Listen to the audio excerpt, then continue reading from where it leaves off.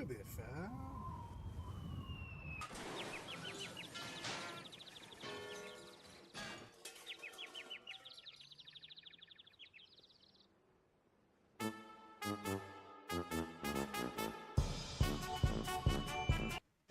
Do. Hello, everyone. Welcome to Monday with Brian, Kyle, and the OMB. I'm going to talk in that voice the entire time. Just make it everything super weird. And I'm not Kyle. I'm now Stephen Crumley, the replacement for Stephen Crosby.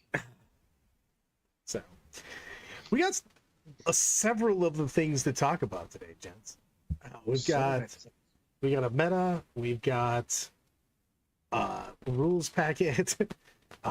Mission packet, secondaries. You know, everything that goes with it, and 2 codices, GSC and sisters that we're going to talk about. So, buckle up. It's going to be a bumpy ride.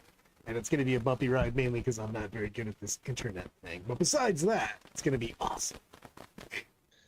Go ahead. We got previews from every person that qualified to get the free books from GW, which is really nice. Appreciate that GW does that now. So where do you want to start, Brad? I do want to start before we go into anything for the weekend. There's a lot of stuff to talk about that. I want to talk about the missions themselves and the differences, because one of the things, the missions themselves didn't change a ton, but the deployments and some of the secondaries, special missions and secondaries. So let's rock with that. So they did make it a little bit better as far as when things happen, and I have to give them props. It feels like each time that we get a revised edition on this, they're making things more and more clear, which I do like. Man, am I getting static again, kids? I don't know what's going on. I think I have a booster. Following you to the source.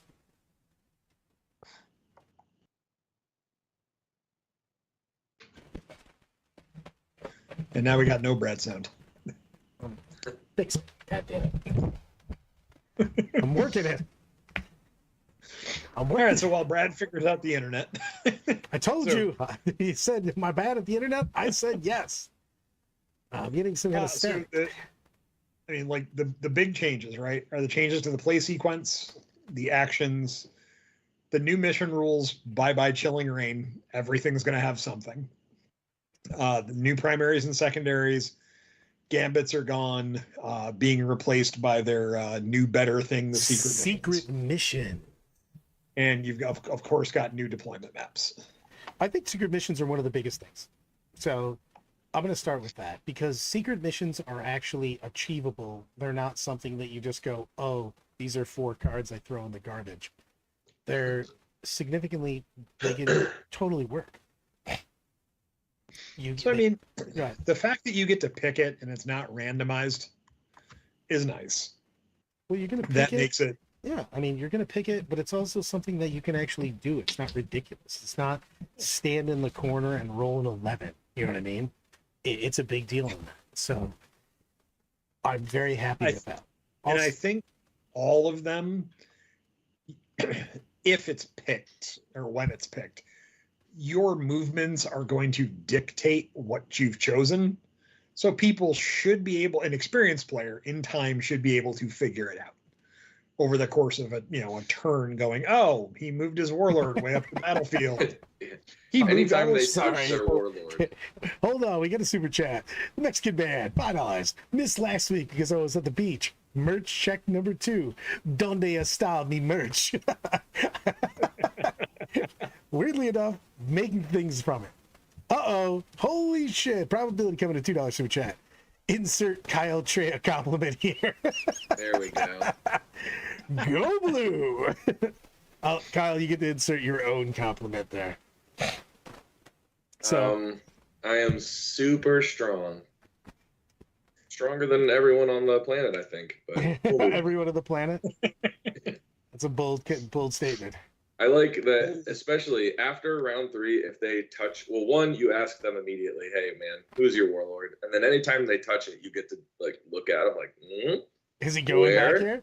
Well, the thing is they can try to, you can play a very late game. Those armies that are very killy, as long as, now remember, you have to be losing. You have to be either tied, sorry, you have to be tied or losing. If you're winning, you cannot decide to take a secret mission. So it's a big deal at that point in time. But you can be pushed in those jail, exactly, some of those jail lists, they can push in very hard, and then you can basically take that, I'm going to go to the back and take their home objective. I'm going to take 3 objectives at the end of the game, especially if you went second, you've got that opportunity to just rush out and slap down a 20 there.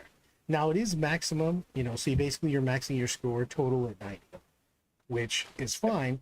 But I like that a lot because of the fact that if Kyle and I are playing and he plays a perfect game and I YOLO swag a secret mission at the end of the game, if he puts up 100 or even a 91, he still wins the game. You know what I mean? So it's something that you have to keep in mind, but it's also something if you've been in control the entire game and you stay in control, you're still. Yeah, and you have to have.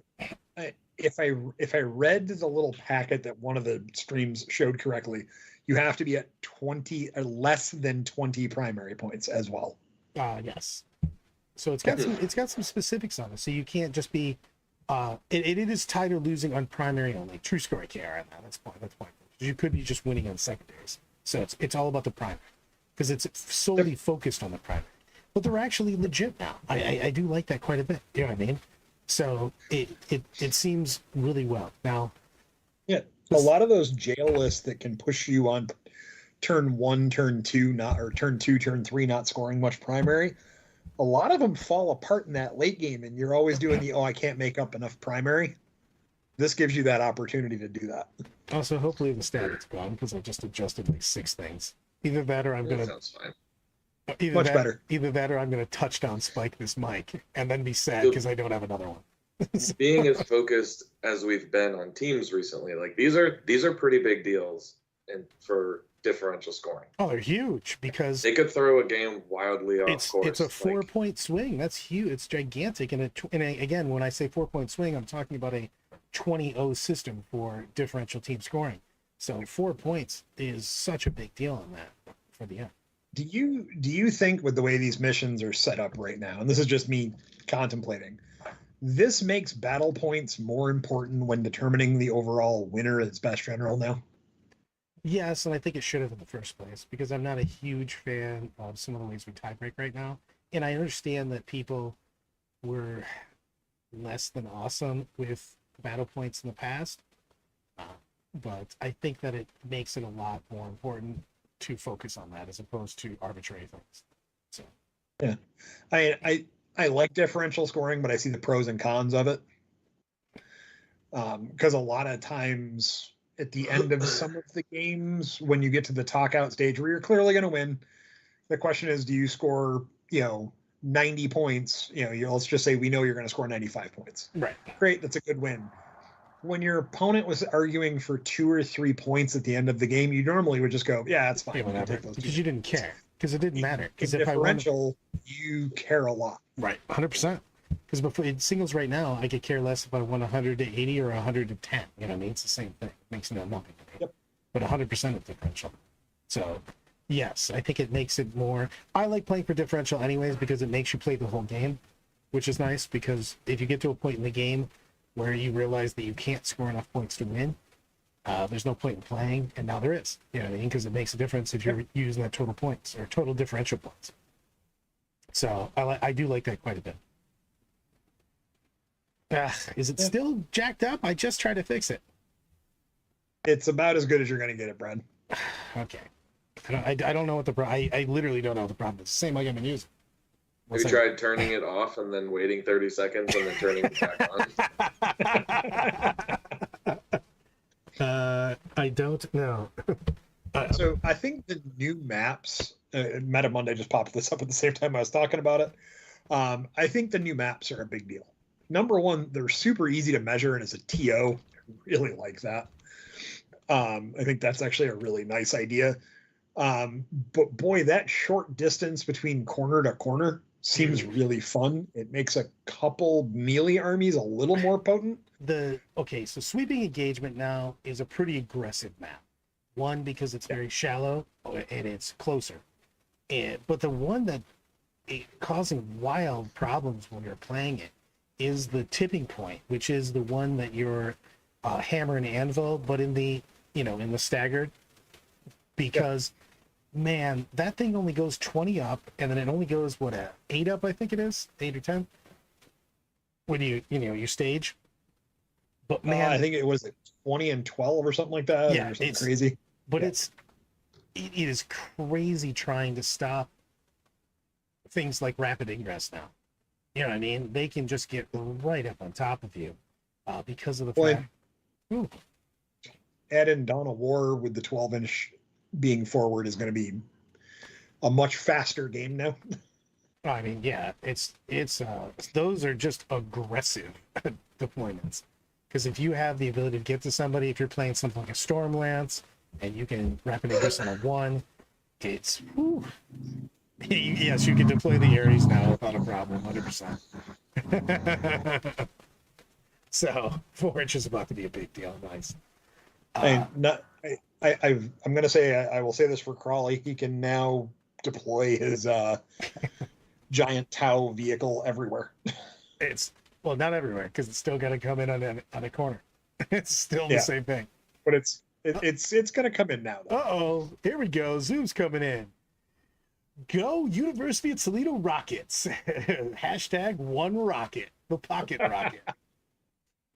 Hell yeah. I want to call it the Italian flag. The new sweeping engagement is the Italian flag. Italian flag, that point where you're only 20 inches apart. That's wild. Yeah, it was. That looks like the hottest setup. It's also so hard to on the one side. You almost have to abandon the one side sometimes. You're playing a really aggressive army. That is such a small, because the one area comes up, but the other area is down. So the area to your right of the deployment is so shallow. Like you can't, like if you have a tank, you can't do a tank and a screen and have enough distance between where your opponent couldn't send 2 things in, kill the screen, and then just activate and pile in 3 and hit your thing behind it. It's a big deal. It's going to be interesting. I mean, playing all of one TTS game with everything is, a start. I will hold some of my judgment until I get enough games in. We were playing we played only the new maps yesterday, and they felt significantly different. Especially the what's his face, the turning point or tipping point. Sorry, it felt very different. It depends on the maps too. The new maps do play well into the GW terrain, but it does vary significantly into where the objectives are. So, well, we also don't know how much because they haven't put out the companion yet. We don't know if I would assume the cutouts aren't going to change, right? Because I just don't see GW changing their cutouts. Right. But I 100% see them changing their layouts. Possibly to match those new maps and styles. Yeah, because they have a couple ones, depending on which one you choose, where they're just wildly in the open. You know what I mean? So one is Battle Dome, right? Like Battle Dome on sweeping engagement would be pretty. Oh, everything's pretty hard. All 3 are like it's not even close. They're just super in the open. Yeah. We looked at a couple of those because we were did a lot of deployments yesterday. We played a couple games. We kept using the new ones. Then we were looking at different variations of each, trying to see. But it is super different. Let's go into the special missions for the missions. A lot of them, I don't care. Like we've been told battle line, but like most of the things in the battle line, not all of them, but most of the ones for the special missions for it are things that I just don't really care. You know what I mean? So I don't know if I give a shit. I don't think they're bad. No, I think those are not bad. All the battle line ones are fine. And for certain armies, it'll be a benefit. For other armies, it'll be, well, I don't care. Yeah, it's one of those things where I don't think I'm redesigning my armies to put in battle line if they weren't useful already. You know what I mean? They're not doing enough for me to care. So that's kind of Yeah. where I'm going. So I think actions is the one that you got to kind of go over Yeah, I mean, the most to discuss, because not only are they back, they have very specific rules.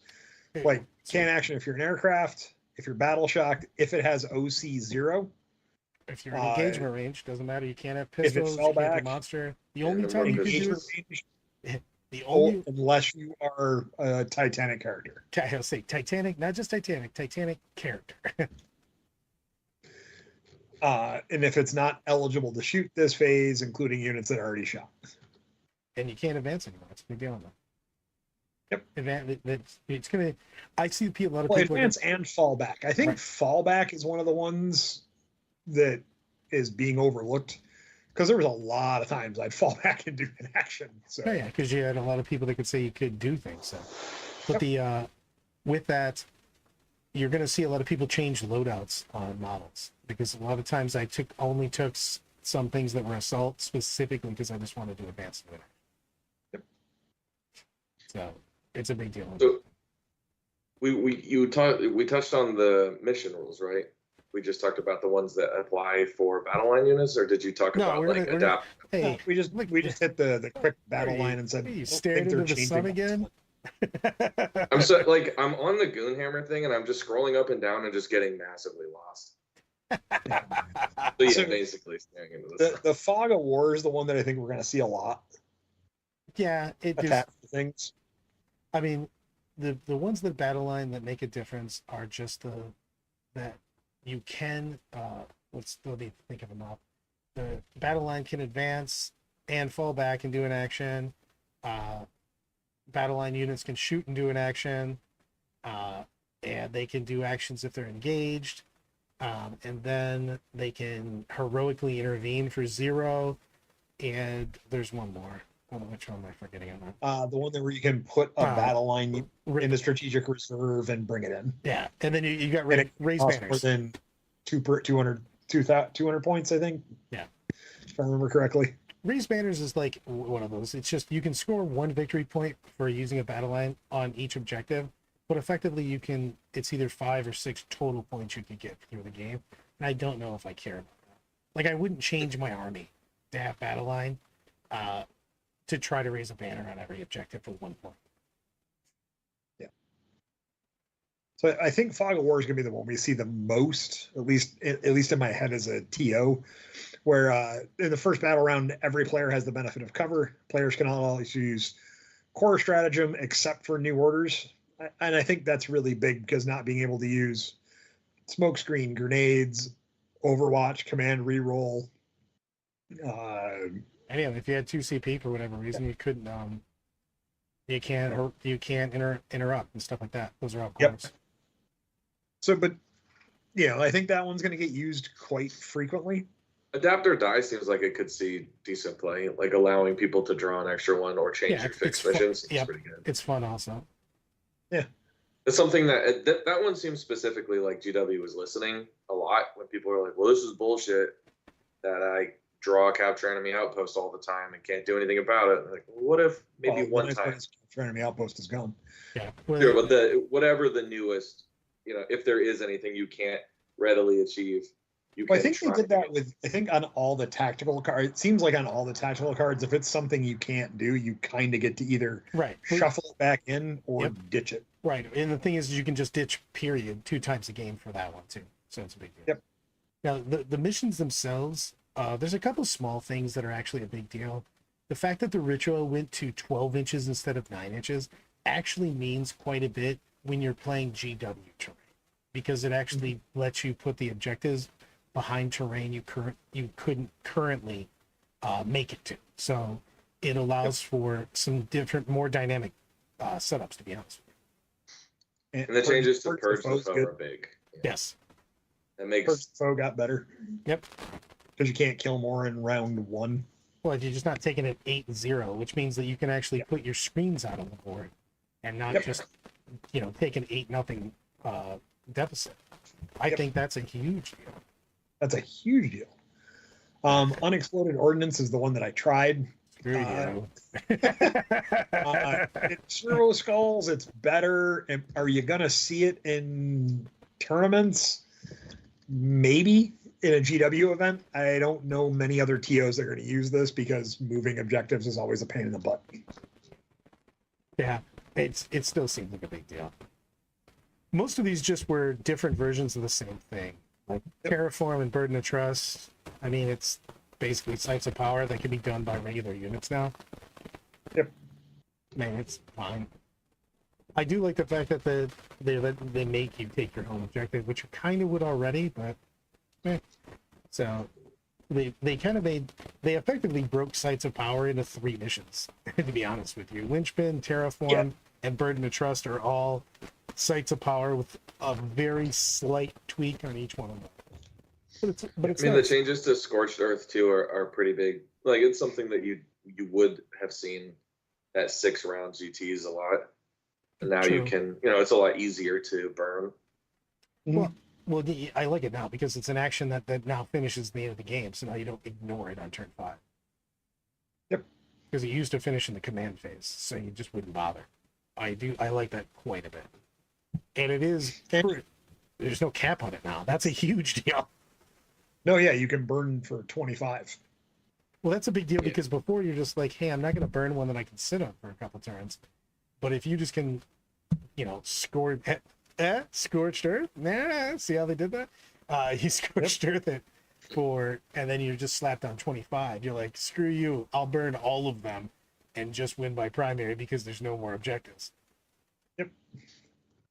But I'd already secret mission, so So you didn't even cares?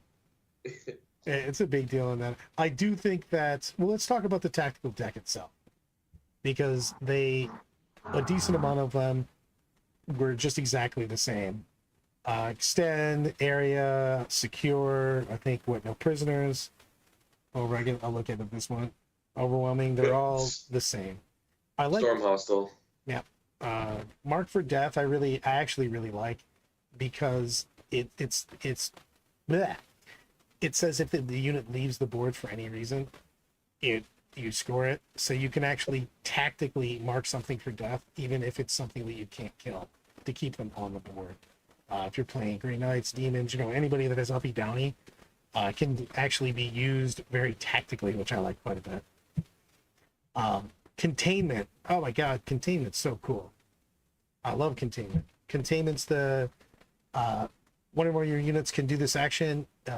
It's basically investigate signals and wildly not as sucky because you don't have to you just do it on the battlefield edge. Right. Well, you can be in good places as opposed to going, if I investigate signals, I'm pulling something out of the game for a little bit. I like this quite a bit. I like this one because when you can come in from strategic reserve on board edges, and you can literally just go, all right, I really can't do anything over here, but I have containment. Yeah, and it's nice. I'm not useless anymore. Recover assets was really, really cool because you just have to be in the 3 zones: your deployment zone, no man's zone, and your opponents if you're looking to get max. But you're usually going to get in 2, so you just get the smaller version of it. I think it's a really good secondary. It's one that's you can score a lot, but the upside is if you're really pushing it, you can get more. I like that one quite a bit. So I like the deck a lot more than I liked before. It doesn't have a ton of changes, but like some of the ones that I didn't like at all, it is going. They also changed Bring It Down, so it's not just an auto fixed, what I mean, against certain armies, because you can't score it as easy. So I like that quite a bit. Why don't we move on from the missions and talk about Sisters? Sisters look crazy. So I'm going to caveat this right from the beginning, and I'm going to say all of it is going based off the current points that they are now. Correct. In the field. If they change and go up 20% dramatically, this could change some of the opinions here. So we'll review that when that comes out. My guess is next Thursday. So I'm going to go with Eloise's first. She's like, which ones do you think are the best right now? It's hard for me not to think that Shield, the one that makes the Miracle Dice, isn't my go-to because it just abuses the Sisters core mechanic so hard. Man, just getting so many dice. Also, I think the Triumph is probably a must-take now. Great abilities. Plus, she just auto-generates you a 6 at the beginning of the turn. Woo! You know what's really cool? Making your army go 2 inches faster in a 6-inch aura off something that has a giant base. Yeah, I would like all of those things. Especially when you have pretty good jump units. Yeah. And the thing is that's another reason that the shield is my favorite, is because they have the best strats for the jump units, the Zephyrin units and Seraphim, stuff like that. Sustained hits, lethal hits, sustained, lethal, and you can use both of them for dropping a miracle dice. They have Lance now, so +1 to wound. Woo! So let's try to stay objective and not just dump on Sisters because I don't like them. But objectively, they're strong, right? Like without seeing points, you can understand that just mechanically they're strong. Dice manipulation is a touchy subject because it was oppressive, but like, is it as oppressive that they don't have devastating wounds? They can't, extend range. They can't hit you from a million miles away with things that could just pick up, like auto pickup units. Probably not as impactful, but still pretty good. Sorry, going to the wall real quick before I answer the question from you, Kyle. Maddo, $5 super chat, thank you so much. But also, Sisters player, when have dev wounds and access to auto 6s on anti-tank weapons ever been a problem before? What? Unsure of kidding. Sisters still rule. So, What is their dev wounds output? it's not like Eldar style. No, it's not Eldar style. It's still good, but it's not crazy. It's just, but that's why I still think, I mean, all of the detachments look legit. It's just when I'm looking to break the game, which is what I typically look at, it's really hard for me not to go, I'd like to generate 1,000,000 dice and be able to use 2 dice per phase per unit. You got to figure that in any 40k game, you've got, what, 1.5 go turns? So I'm just going to pile those up and then just throw 6s at my opponent. Just be like, I mean, I think one of the big things is the fact that the special character banner lady, doesn't she now give devastating wounds to the units weapons? So you've got multiple ways to get lethal, you've got multiple ways to get dev. You've also, one of the biggest things is between the flying canonist, who is a boss, and the other canonists, they all have rights of battle. So you have multiple ways to spam out zeroing battle tactics down to 0, and their best stratagems so far are battle tactic stratagems. You know what I mean? So you can have big turns where you're just throwing out multiple units, using all your miracle dice to cheat, making sure the threat range is so big on that, because you're just like, hey, that unit could land over here, whatever. It's like 11 inches away, and you're like, I'll auto make that. Being able to threaten huge distances and 12-inch charges automatically is such a big deal for your opponent to figure out to screen, because you got to think that, like, all the ways you got to screen out and then figure out, oh, what happens if this lands here and makes a 12-inch charge for sure. Yep. You know what I mean? And like a huge thing for them is novitiates getting infiltrate. Yeah, it's a big deal. That's something they didn't have before. That was a weakness they had. Now they have a infiltrating screening unit to slow down some of the armies that were. They also changed their loadouts. So it's so go ahead. With their power being, like, we understand that they're powerful, but they still are mostly T3 1 models, right? Absolutely. They still just get mulched. It's a big deal in that. I mean, man, like, I just was looking at, like, I coached over a game last night, with Sisters, was one of the players, and they were playing the Flame detachment, and just throwing down dev wound flamers with is legit in itself also. You know what I mean? So this army's got a lot of play. I do like the fact that I think that their detachments are very good. I think that you're going to see multiple different detachments being played. I don't think they have a bad one. Probably not. Yeah. The I just penitent don't think engine one, I think, don't- is probably too limited unless they give more things. That keyword, it's got good for what it is, power, but I don't know if you've got enough stuff that's getting bonuses from it to be one of my favorites. I want that the Penitent Host. The pendant house, yeah, it's good. I don't know, it's got a lot of good stuff. It's just you don't have that many things that have that keyword. You know what I mean? To use it. So it's just Repentia, Arcos, Penitent Engines, Mortifiers, and the Priests, right? you have a decent amount of stuff, but it's all doing one thing, I guess. And it's because of the fact that I like more versatile armies, I guess, is when I look at something like that. Because I just go, I could spam miracle dice everywhere on the table off any type of unit that I need. So if I need some shooting, I take some multi-melted girls, I take some flamer girls, and I need some hand-to-hand, I want to take these Zephyrim over here, you know what I mean? And Morven's probably still showing up with the Nundums and all the things. She stayed amazing. She's still just good. I mean, it'd be way more palatable to play against sisters if every time they used a miracle dice, they sang "Faith in Christ," and then we would be okay. No one would ever be sad, and everyone would just be rocking out, having a great time. And really, we didn't ask the big question: is should GW have ever made these in plastic? And the answer is no. We should have left them in the annals of history. Dust them. Still, yes, they definitely should have made them in plastic because they made a ton of money off it. But it's one of those things. I think sisters, once we see points, and I will caveat it repeatedly, probably. Once we see points, we'll make it a full determination. If the Triumph of St. Catherine's the point total that it is now, I might cry a little. She's so good, dude. I mean, because she'd be at that point level, she'd be ridiculous. I mean, it's just legit. I mean, you got to figure that when you're looking at the hosts, I mean, these all have legit. I mean, Bringers of Flame is nuts. Brandon goes, he thinks they're the best.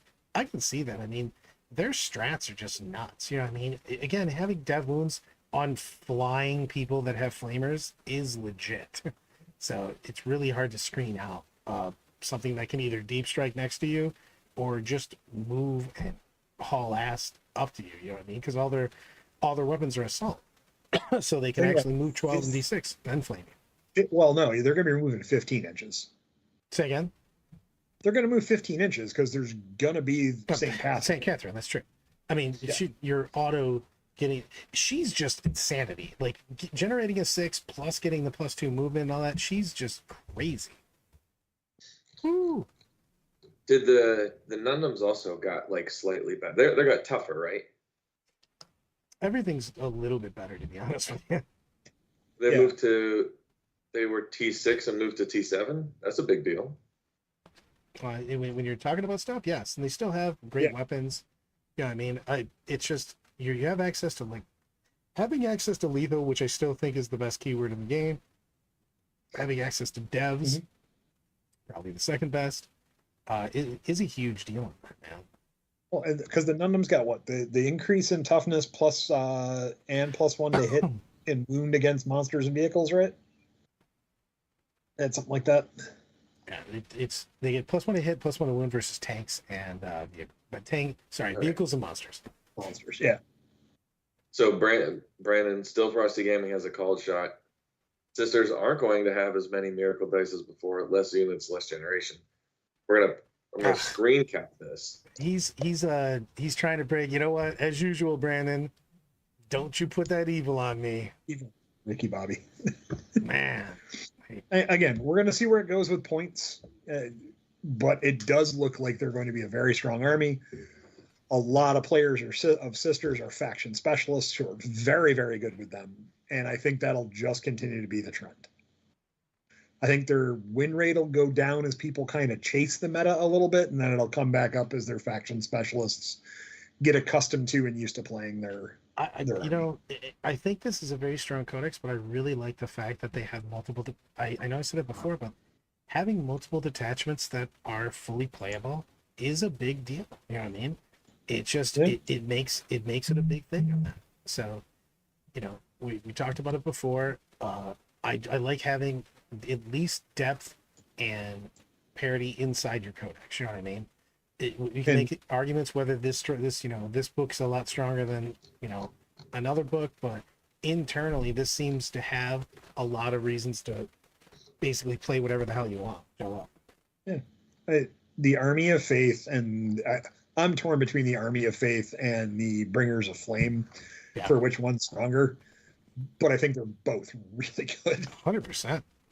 I think both. I think it looks like a solid codex. Yeah, I think Faith and Flame are both crazy good. So, yeah, I mean, I am worried about that also, Matt. Because I'm worried about they're going to have the Inari problem. Needing to balance one unit because it's abuse of one attachment while it's fine in the others. That's Marines have had that already happen quite a bit, where other detachments suffered for something that wasn't abusive at all in their particular detachment. And I think this might be the strongest book since Index Eldari, just on paper, but without see points. I can't make that assessment. That's been brought up a few times. I think it's really playable. I think it's got a lot of interesting builds, but without seeing those final points. I think CSM is also an incredibly deep book too. 100%. I think they both are equivalently, if pointed correctly, they'll both be on like the same level for power. And I like CSM is another one that has a lot of parity inside the codex because multiple detachments are fully tournament worthy, and we saw that this weekend. We'll go to the wall in just a second here. It's a huge deal because I think that you can make tournament worthy armies, and I think that's whether they're hitting the mark on power, book power, but for book power, I think they're at least hitting the mark on most of the books as far as having a book that the detachments are all playable, or at least mostly playable. And that's a big deal. We've seen multiple codices now where we just went, this is the army, and throw everything else in the trash kind of feel. So Meta Monday, are any of us switching to Sisters? I already own Sisters, but I don't play them very often. So probably not. I'm going to kind of give GSC the run. We didn't really talk about GSC. I haven't super deep dove into GSC because I was so excited about Sisters. To be honest with you. So the GSC book looks solid, but it's one of those where it's like there's no barring points adjustments because some of the stuff got nerfs that seem unnecessary. Aberrant's got a little bit of a nerf. The Abominant got a little bit of a nerf. They don't seem overpowered in any way, shape, or form, but they seem like they've got a lot of good detachment rules. The biggest thing for me is going to be seeing where their points go. And I know I'm not going to get Zoobs to play against them pretty much ever. Like and subscribe before minute 58 this time. Thank you. So it really does help the channel out quite a bit. Also, leave a comment for the comment gods, please. It helps a ton. For GSC, I agree with Meta Monday. It seems like they nerfed the data sheets a little hard. I'm not sure they nerfed them like ridiculously hard, but from what I've read and from what I've looked at, they've gotten a downgrade on some things. But without, and again, I will keep saying it because I like to beat that up. In match play, looking at points is the key thing. Are you getting the efficiency for your point cost? Once we see that, we'll make that determination. Oh, I got two things on this. One, I think that the Twisted Helix for GSC is going to be very strong, wildly dependent on points, because I think some of their buffs are crazy. I do want to go to the wall, and he's got a good point on this. He goes, GW said before they meant some detachments to be for fluff and fun. Do you think GW abandoned that because people hated when their favorite unit was the fluff version's detachment and the others are the con? Semi, but I think that I think that when you put out less detachments, and I think less detachments is actually better, to be perfectly honest. People can disagree all they want. It's just my opinion. That you end up with better detachments because think about the sheer amount of nonsense strats and random rules they've given before in detachments and factions and stuff like that when they were trying to split it out too much, where you're just like, why do they keep throwing that in? Because they just needed to have 6 rules for every one kind of thing. So when we have forward attachments, when they have these smaller, ability, you're going to have just better, in my opinion, because you don't have to water it down to make 14 craft worlds, to make, 15 different versions of chaos kind of thing. You're just going to make here's good rules for all of them. Go ahead and play them. So the one thing I will say with GSE, they dumbed down Cult Ambush Yes. on coming back. The battle line don't come back as easily. It's really just a third of the time stuff comes back, and I'm kind of fine with that. The blips being able to be kind of easily removed is still annoying, but there's ways around that now that seem a little bit better. Yeah. So they have to pay for the sins of the past, though. They always do. Potentially. Brood Brothers is by far the worst attachment in that book because not going out of my way to play GSE just to play guard. It's also shitty guard. I'm sorry, Brood Brothers is shitty guard. It's just I'm not doing that. it's You have to be careful, and they have to be careful with armies that specifically break game mechanics because of how powerful that game breaking mechanic is. I'm a little nervous about Demon's Identity coming up specifically for the reason that they break game mechanics. And GSC is already paying for the sins of the past for coming up 3 inches away and throwing a billion mines or whatever they did and just nuking shit off the table. not true. Can't do that as efficiently. I mean, the people that be afraid of right now. I mean, it's my least favorite army to play against, but I do think that there's a chance that they punt Thousand Suns into the sun. See, suns into the sun. But just because everything they do is out of sequence mechanics, you know what I mean? Stuff that And mortals. Yeah. They do a shit ton of more. They do mortals, no more mortals than any other army, but all of their shit, they do things out of phase all the time.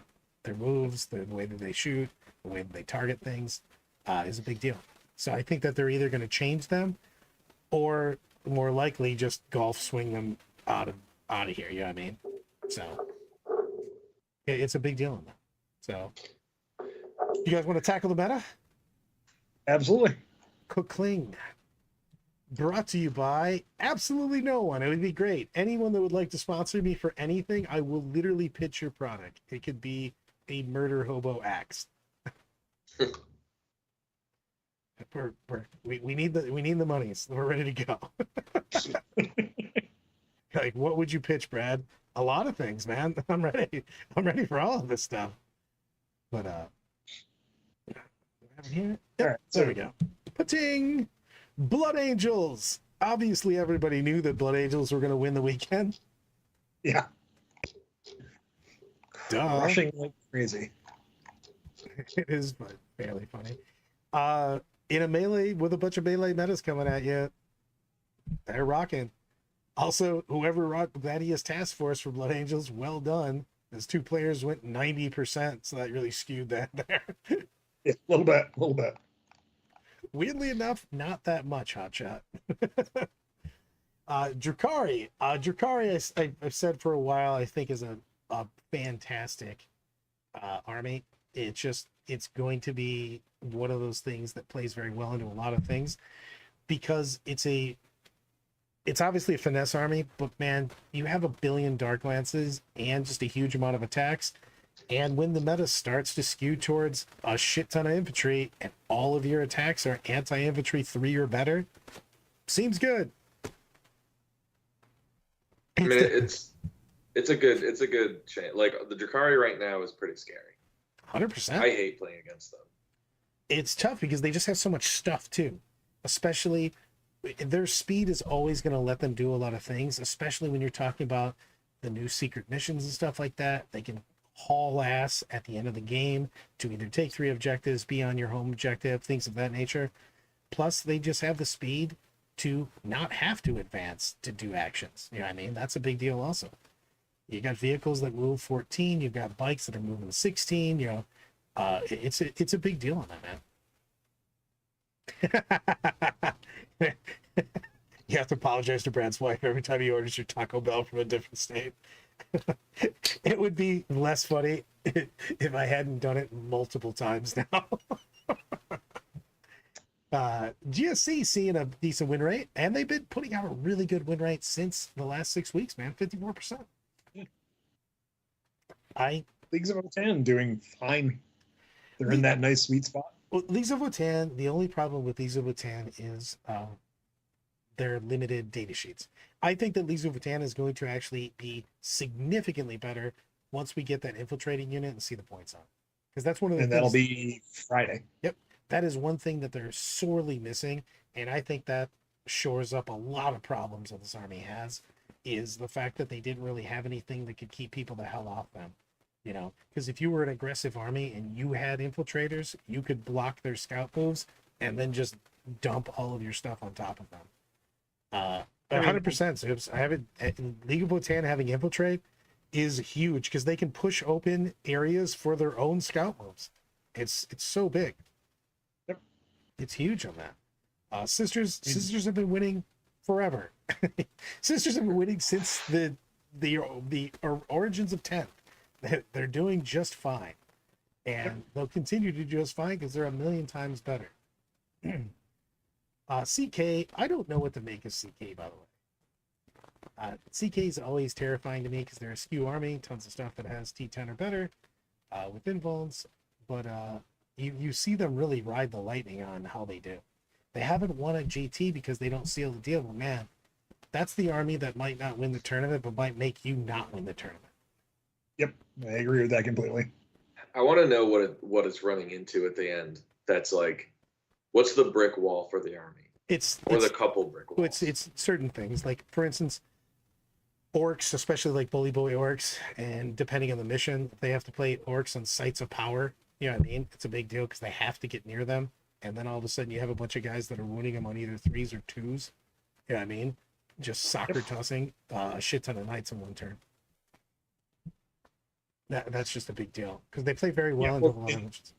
And every once in a while they lose to the bizarre random thing, like, oh, somebody brought an entirely anti-tank army, and there's not a whole lot you can do about it when they go first, and sometimes you can't hide everything with that. Right. I mean, just talk about that Drakari. I mean, just talking about you have 18 to 20 something dark lances, and you move too fast for you to be able to hide. Plus, you have so much shit to play the mission. You might take out enough tanks early on that they can't come back from the score. You know what I mean? They just put like a huge amount of scoring on it. Let's talk CSM here because I was a little surprised on one of them. We've been talking about Pact amongst ourselves in the team quite a bit, being a very good detachment.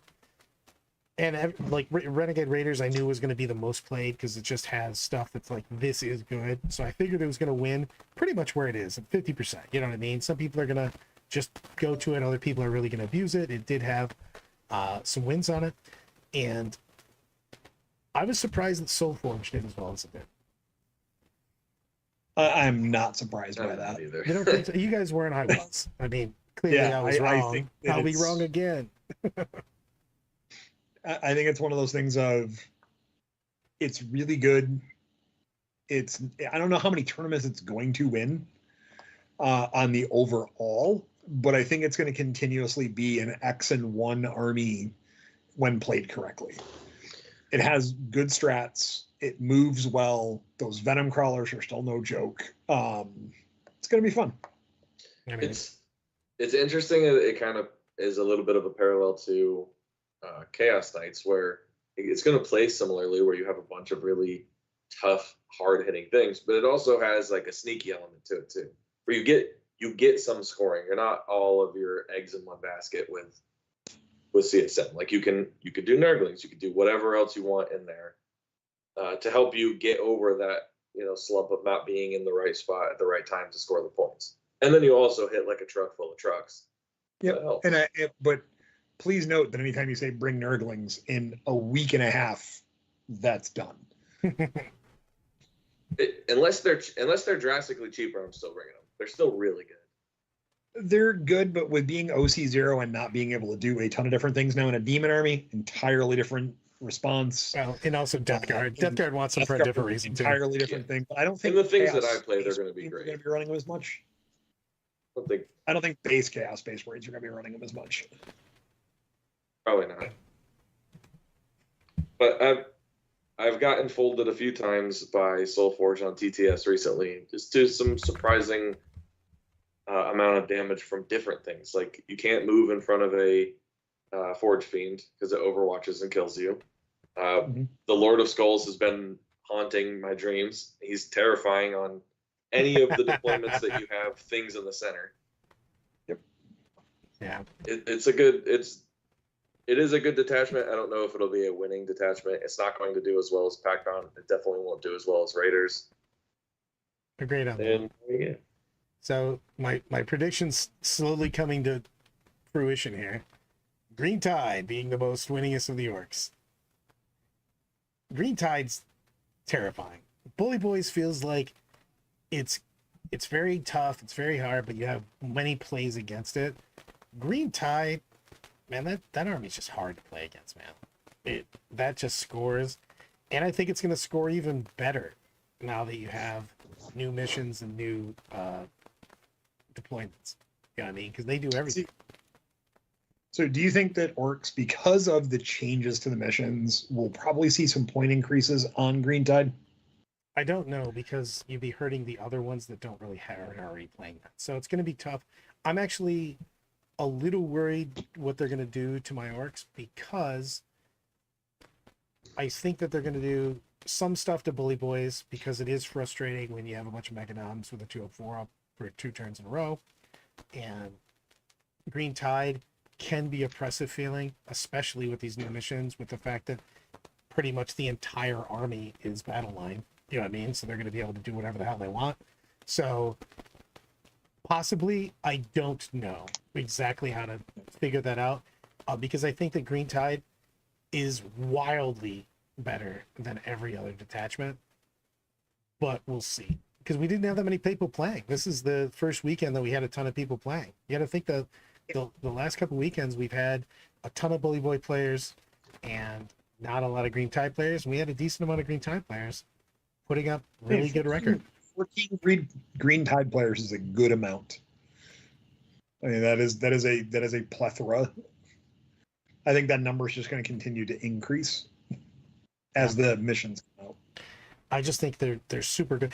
You got to think that those two new deployments are just nightmares if you're playing Green Tide. One, you're just super close. The other one, you're so pushed back that if they just do a turn one to jump, especially if you're jumping over and you're popping that strat, for an 8-inch rerollable charge,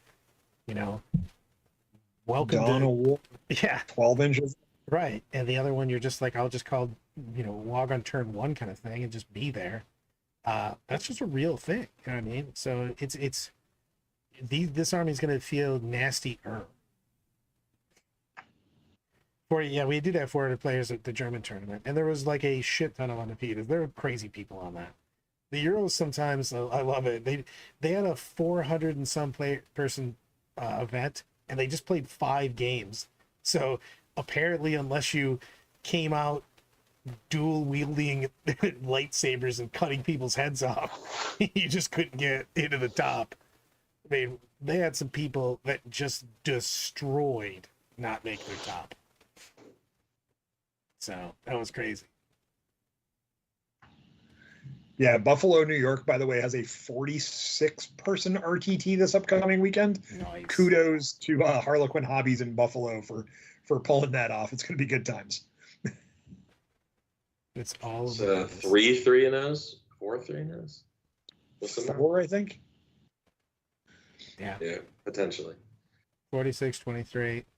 It's a lot. How about that? Yeah, it's a lot. So 6 actually. Yeah, you're right, Matt. I think it's 6. Yeah. Good. It cuts down to that. So Eldari's still just doing Eldari stuff, winning at about 50%. I think Eldari, if only Eldari would have started out like this, it would have been magical. You know what I mean? But we had the bad times. So no matter and what's they're going to keep paying for that for a while. Yeah. And anytime you're like, hey, my Eldari don't do this, you shut up and you sit in the corner. You're like, oh, I'm sorry. So Death Guard, we're talking about this. Death Guard's problem is that they're so balanced that they're not going to get any changes, I don't think. And they're going to continue to go X and 1 a lot. They're a great team army, though. Perfect. This is exactly where they need to live. They are Death Guard I think they're going to be one of those armies that just go X and 1 a lot. They might not win a lot of tournaments, but they're going to prevent some armies from getting to that stage. If you're playing a melee army, you're about to bounce. That's the thing. Yeah. Welcome to Good luck. Welcome to -2 to Hitville, population U. You're just like, oh yeah, did I mention that I'm fighting first? Feel free to bring it on in. I've also got an extra strat for you. Just let me know about it. But so Space Wolves are definitely like the Wolf Jail's real. I mean, but that's the Wolf Jail is put Space Wolves on its back and carried it now. Yeah, I mean, look, the Stormlance task force is what it is. It's really good. It's fun. It's solid. Everything else for them is kind of weak, especially their own detachment, which is just bad. Champions of Rust. There was we had one champion over the weekend. I was surprised to see it. Yeah, I mean, he did win, 2 games out of 5, so I give him well played. So yeah.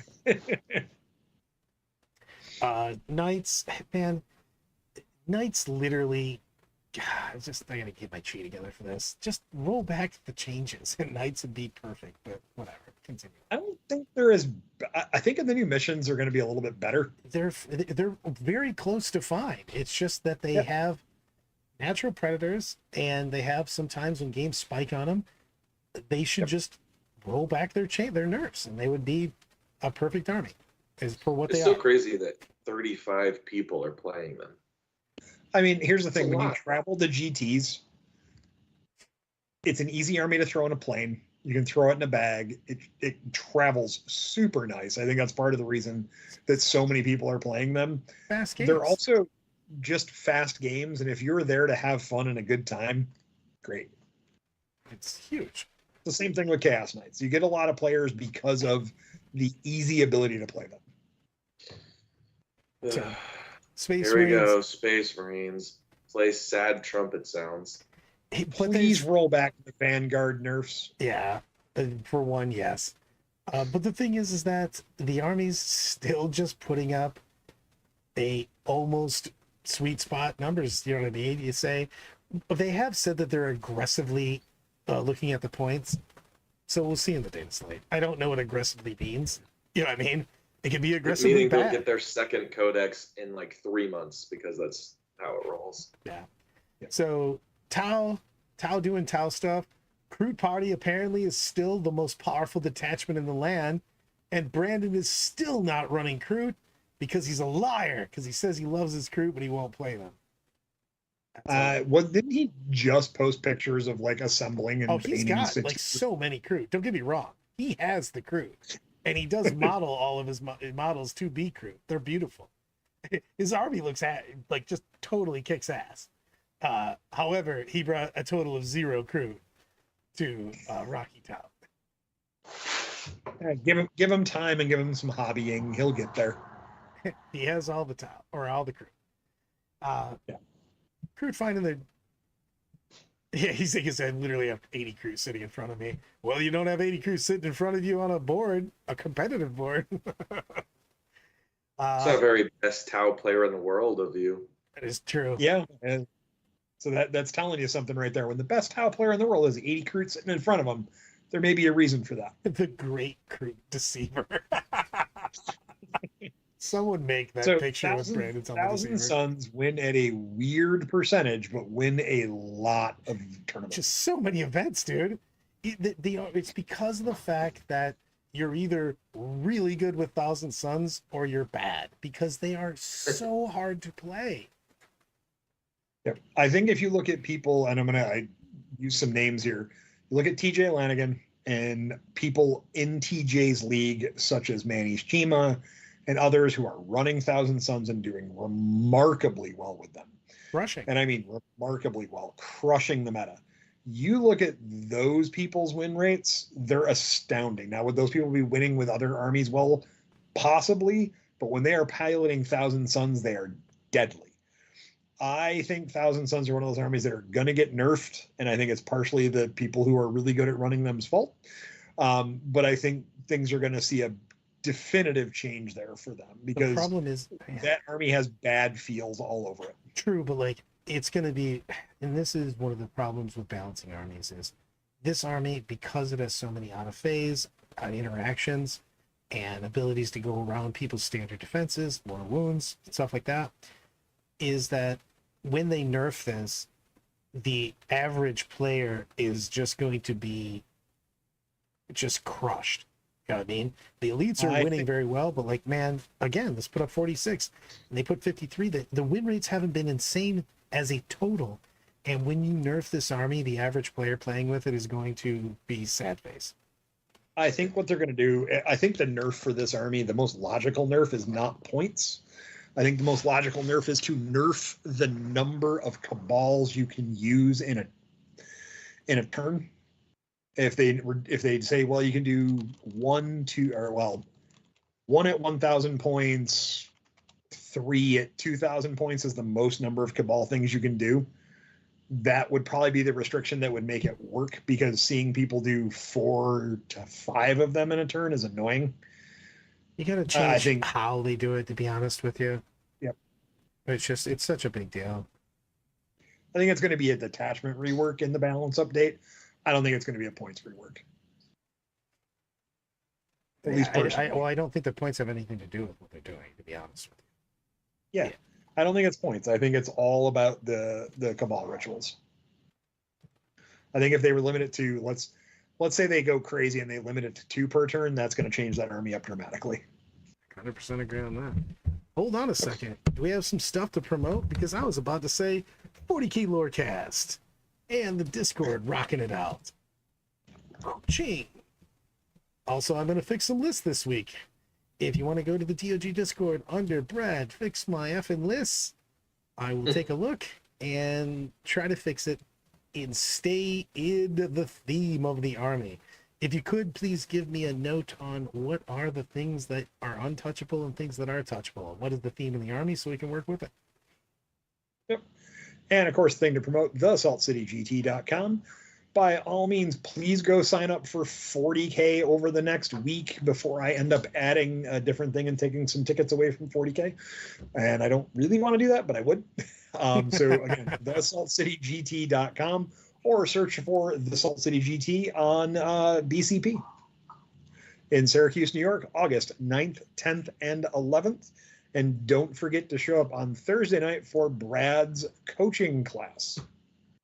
Oh, hey, I'm going to ACO now. I wish I could go to ACO. My leg's not quite fully recovered strong enough this week for ACO. But I'm looking for something to do in late July. So if there's something, I might sneak out somewhere.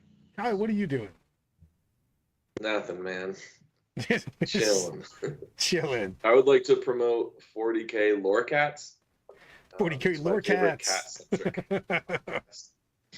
I am actually getting one of the merch things I'm actually getting is the 40K Lorecats. John reluctantly just embraced it when he's just like, are people calling it 40K Lorecats because you can't speak? And I'm like, yes. I was like, yeah, I figured. All of the things. Well, thanks everybody for hanging out with us. Thank you, Kyle and Brian. And to all of you out there, stay milky. Queenswave.